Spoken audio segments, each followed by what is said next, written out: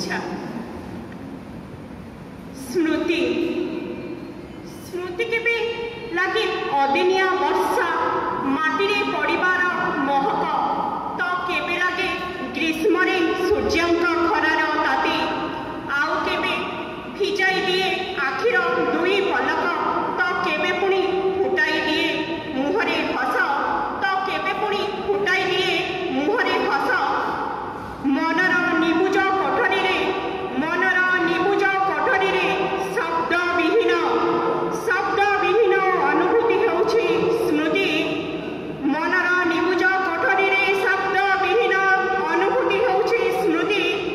सेही अनुभूति को नहीं केबे बाट चलवा को इच्छा हुए तो केबे से बाट पाद को करी दिए तो रक्तत्व केबे से बाट पाद को करी दिए तो रक्तत्व ओ मन को करी दिए विषक्त ओ मन को करी दिए विषक्त। स्मृति स्मृति केबे लगे अदिनिया वर्षा माटी रे पड़िबार महक तो केबे लगे ग्रीष्म सूर्यर खरार। धन्यवाद कवियत्री। परवर्ती कविता शुभकामना एवं शुभेच्छा एवं आज विश्व पणा संक्रांति उपलक्षे मोर समस्त को हार्दिक अभिनंदन और शुभेच्छा। मोर कवितार शीर्षक हेउछि ओडिया नववर्षर उल्लास।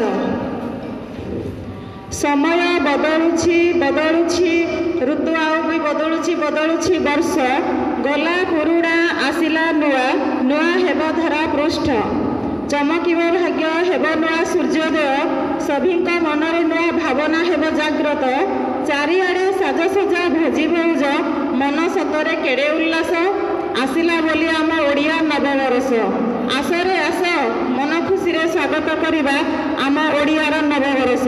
पुलकित बेसे धरणी राणी नव रूपरे से सज हेलाणी बसंत सकार शिशिर मुकुटा गलारे ताहार नाइछि ओडिया नववर्षटी आसीछि। नव उन्मादना प्रसन्न बदना रूपे मही आज हसुछि ओडिया नववर्षटी उल्लासित होई आसीछि। नुआ बरसरे आम संपर्कर साक्षी स्वरूप नुआ बरसरे आम प्रेमर डोरी एमिति अतुट रही थाउ पुणी नुआ बरसर अतीत दिनर दुख को भूली एक सुख समय नुआ संध्यार आवास एवर्षरे आमे आम स्वप्न को सतरे साकार करिबा जुग जुग पाई आम संपर्क को सुदृढ़ करिकी बजाय रखिबा।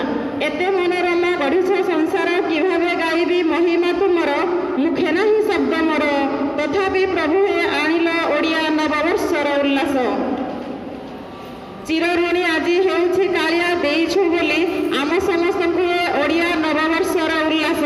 धन्य धन्य प्रभु महिमा तुमर हस खुशी रे भरी दियो समस्त भंडार दुख झाड़ दूर होई मुख्य भरी दियो सभी प्राण रे उल्लास उन्माद होई जाऊ चौदिग सतरे गर्व करुछि आज मु पाखरे पाइछि बोली मो ओडिया नववर्ष उल्लास। जय जगन्नाथ जय जगन्नाथ जय जगन्नाथ।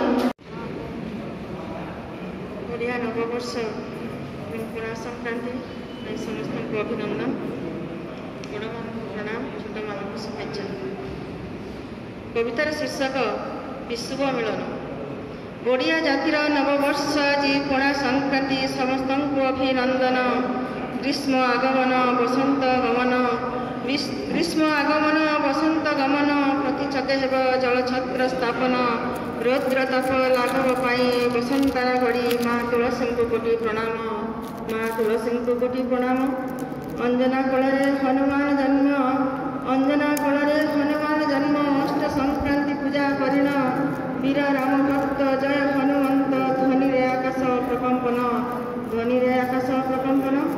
विश्व रेखारे रवि आगमन नववर्ष अभिनंदन विश्व रेखारे रवि आगमन नववर्ष अभिनंदन।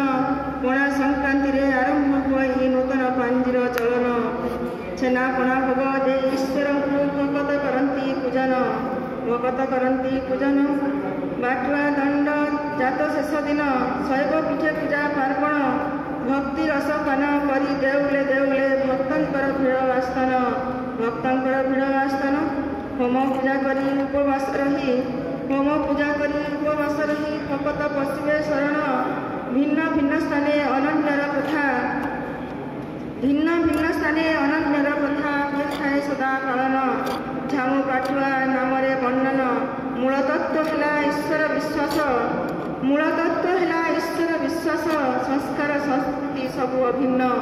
ସାରସ୍ୱତ ଭାଇ ଭଉଣୀ ଏକାଠି କରନ୍ତି ବିଶୁଭ ମିଳନ। ସାରସ୍ୱତ ଭାଇ ଭଉଣୀ ଏକାଠି କରନ୍ତି ବିଶୁଭ ମିଳନ। ଧନ୍ୟବାଦ। ଧନ୍ୟବାଦ କବିୟତ୍ରୀ। ପରବର୍ତ୍ତୀ କବିତା। ସମସ୍ତଙ୍କୁ ମୋର ପ୍ରଣାମ। ମୋର କବିତାର ଶୀର୍ଷକ ଉତ୍କଳ ନବବର୍ଷ। ଓଡ଼ିଆ ନବବର୍ଷରେ ଓଡ଼ିଶାବାସୀ ଲଭନ୍ତି ଅନେକ ଆହ୍ୱାନ, ଅନେକତା ମଧ୍ୟରେ ଏକତା। ଉତ୍କଳ ମାଟିରେ ଭରି ରହିଛି ଅନେକ ଜାତି ଧର୍ମ, ପରନ୍ତୁ ଈଶ୍ୱର ଏକ, ପଥ ଓ କର୍ମ ଏକ। ମାନବିକତା ହିଁ ମନୁଷ୍ୟର ମହାନ ଧର୍ମ। ଉଠି ଖାଇବା ଓ କାଟି ପିନ୍ଧିବା ମହାନ କର୍ମ। ଆମେ ଏହି ପବିତ୍ର ଜ୍ୟୋତିକୁ ପ୍ରଜ୍ୱଳିତ କରି ସର୍ବତ୍ର ସୁଖ ଶାନ୍ତି ଓ ପ୍ରଗତିର ବାର୍ତ୍ତା ଦେବା। ଆମକୁ ସ୍ୱର୍ଗ ବା ଅମରାବତୀର ଅମୃତ, ବଜ୍ରଦଣ୍ଡ ନୁହେଁ ବା କୂଟନୀତି ନୁହେଁ। ଆମକୁ ସଦ୍ବୁଦ୍ଧି ଓ ବିମଳ ପ୍ରକାଶ, ବିନୀତ ଶକ୍ତି ଓ ପବିତ୍ର ଜ୍ଞାନ ଆବଶ୍ୟକ। ସମସ୍ତ ସଦ୍ଗୁଣ ନୂତନ ସମାଜକୁ ଗଢ଼ି ତୋଳିବ। ନବ ଯୁବପିଢ଼ି ହେବେ ଆଗାମୀ ଭବିଷ୍ୟତ ଓ ପ୍ରେରଣା। ଉତ୍କଳରେ ନ ରହିବ ଶିଶୁ ମୃତ୍ୟୁ, ଦାଦନ ଖଟିବା, ନାରୀ ନିର୍ଯାତନା ଓ ଦାରିଦ୍ର୍ୟର ହାହାକାର।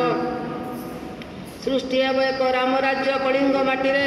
ସର୍ବତ୍ର ପ୍ରବାହିତ ହେବ ସ୍ୱର୍ଗର ମନ୍ଦାକିନୀ। ପୁଲକିତ ମନରେ ଏକ ମନ ଏକ ପ୍ରାଣ ହୋଇ ସ୍ୱାଗତ ଜଣାଇବା ପଣା ସଂକ୍ରାନ୍ତି ହିନ୍ଦୁ ନବବର୍ଷକୁ। ଚିରକାଳ ପିଢ଼ି ପରେ ପିଢ଼ି, ଯୁଗ ପରେ ଯୁଗ ଏହି ପବିତ୍ର ଐତିହାସିକ ଓଡ଼ିଶା ଭୂମିରେ ସମସ୍ତେ ସମସ୍ୱରରେ ଗାନ କରିବା। ବନ୍ଦେ ଉତ୍କଳ ଜନନୀ ଚିର ହାସମୟୀ, ଚିର ଭାସମୟୀ ଜନନୀ ଜନନୀ ଜନନୀ, ଚିର ହାସମୟୀ, ଚିର ଭାସମୟୀ ଜନନୀ ଜନନୀ ଜନନୀ। ଜୟ ହିନ୍ଦ, ଜୟ ଓଡ଼ିଶା। ମୋ କବିତାର ଶୀର୍ଷକ ସ୍ମୃତି। ସ୍ମୃତି ସେ ଯେ ନୁହେଁ ଭୁଲିବାର, ସ୍ମୃତି ସେ ଯେ ନୁହେଁ ଭୁଲିବାର। ସ୍ମୃତି ତ ବିତି ଯାଇଥିବା ଘଟଣାର ଏକ ବିରାଟ ଗ୍ରନ୍ଥାଗାର। ସ୍ମୃତି ସିଏ ଯିଏ ମନ ଡାଏରୀରେ ଲେଖି ରଖେ ଜୀବନର ସ୍ନେହ, ପ୍ରେମ, ହର୍ଷ, ବିଷାଦ, ଛଳନା, ପ୍ରତାରଣା ଓ ସୁନ୍ଦର ମୁହୂର୍ତ୍ତର ଖବର। ସ୍ମୃତି ସେ ତ ଅତୀତ ଜୀବନର ଅଭୁଲା କାହାଣୀ। ବେଳେବେଳେ ବର୍ତ୍ତମାନରେ ତା'ର ଉପସ୍ଥିତିକୁ ଜାହିର କରିବାକୁ ଯାଇ ନିରୋଳା ମୁହୂର୍ତ୍ତରେ ମନରେ ରେଖା ଦିଏ ଟାଣି। ସ୍ମୃତି ତାକୁ ଦେଖି ହୁଏ ନା ବାସ୍ତବ ରୂପରେ, ସ୍ମୃତି ତାକୁ ଦେଖି ହୁଏ ନା ବାସ୍ତବ ରୂପରେ, କେବଳ ଅନୁଭବ କରି ହୁଏ ମନର ଏକାନ୍ତ ନିଭୃତ କୋଣରେ, ଏକାନ୍ତ ନିଭୃତ କୋଣରେ। ଧନ୍ୟବାଦ।